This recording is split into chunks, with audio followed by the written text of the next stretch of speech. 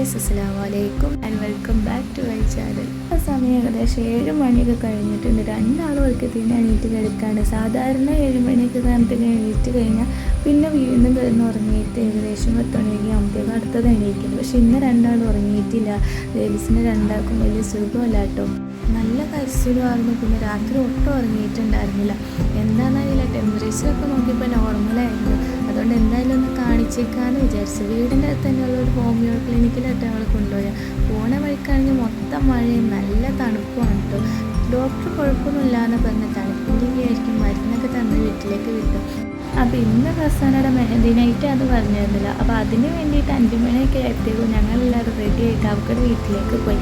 കസിൻസൊക്കെ നല്ല സാരി കൊടുത്ത് സുന്ദരികളായിട്ട് നടന്നു വരുന്നുണ്ട് കേട്ടോ. ഇനി ബ്രൈഡിൻ്റെ കുറേ സിംഗിളായിട്ടുള്ള ഫോട്ടോഷൂട്ടായിരുന്നു കേട്ടോ. അതൊക്കെ കുറേ നേരം എടുത്ത് കഴിഞ്ഞിട്ട് ഞങ്ങളെല്ലാവരും കൂടി ഗ്രൂപ്പ് ഫോട്ടോയൊക്കെ എടുത്തു. ഇതൊക്കെ കഴിഞ്ഞപ്പോഴത്തേക്കും നേരെ സന്ധ്യ ആയിട്ടു. ഇതിൻ്റെ ഇടയ്ക്ക് ഞാനൊന്ന് ബേബീസിനെയും കൊണ്ട് വീട്ടിലേക്ക് പോയേക്കാറുണ്ട്. ഞങ്ങളുടെയൊക്കെ വീട് തൊട്ടടുത്തടുത്താണ് കേട്ടോ. അതുകൊണ്ട് പോയി വരാനൊക്കെ സുഖം. അപ്പോൾ ബേബീസിനെയും കൊണ്ടൊക്കെ പോയി വന്ന് കഴിഞ്ഞപ്പോഴത്തേക്കും അവളുടെ എൻട്രി ഒക്കെ കഴിഞ്ഞായിരുന്നു സ്റ്റേജിലേക്കുള്ള. പിന്നെ എല്ലാവരും സ്റ്റേജിൽ കയറിയിട്ടുള്ള കലാപരിപാടികളായിരുന്നു. അത് കഴിഞ്ഞ് ചെറുക്കൻ്റെ വീട്ടുകാർ വന്ന് അവർ കുറേ നേരം സ്റ്റേജിൽ കഴിഞ്ഞിട്ടും പാട്ടും എല്ലായിരുന്നു. അത് കഴിഞ്ഞ് ഞങ്ങൾ നേരെ ഫുഡ് കഴിക്കാൻ പോയി. അങ്ങനെ ഇന്നത്തെ പരിപാടി അവസാനിച്ചു. ഇത് പിറ്റേ ദിവസമാണ് കേട്ടോ. ശനിയാഴ്ച രാത്രിത്തെ പരിപാടിക്ക് വേണ്ടി റെഡി ആവുന്നതാണ്. ഞാൻ 2 വീഡിയോസ് രണ്ടാക്കിയിട്ട് വെറുതെ ലാഗടിപ്പിക്കുന്നുള്ളൂ എന്ന് വിചാരിച്ചു ഒറ്റ വീഡിയോയിൽ ഇടുന്നതാണ് കേട്ടോ. അപ്പോൾ ഇന്നത്തെ പരിപാടി വീടിൻ്റെ അടുത്ത് നിന്ന് കുറച്ച് നീങ്ങിയിട്ട് ഓഡിറ്റോറിയത്തിലാണ്. അപ്പോൾ ഞങ്ങളെല്ലാം റെഡി ആയിട്ട് അതിന് വേണ്ടിയിട്ട് ഇറങ്ങാൻ കേട്ടോ.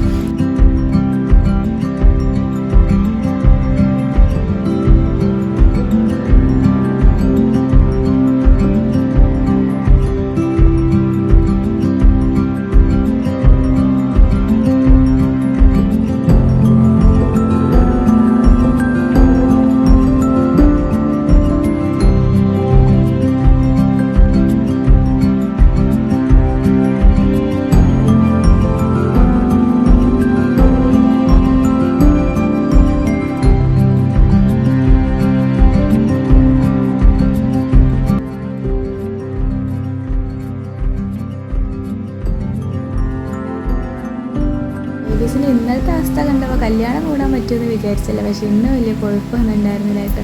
അതിന് ഈ ദിവസം നല്ല മനോഹരമായിട്ട് കഴിഞ്ഞു.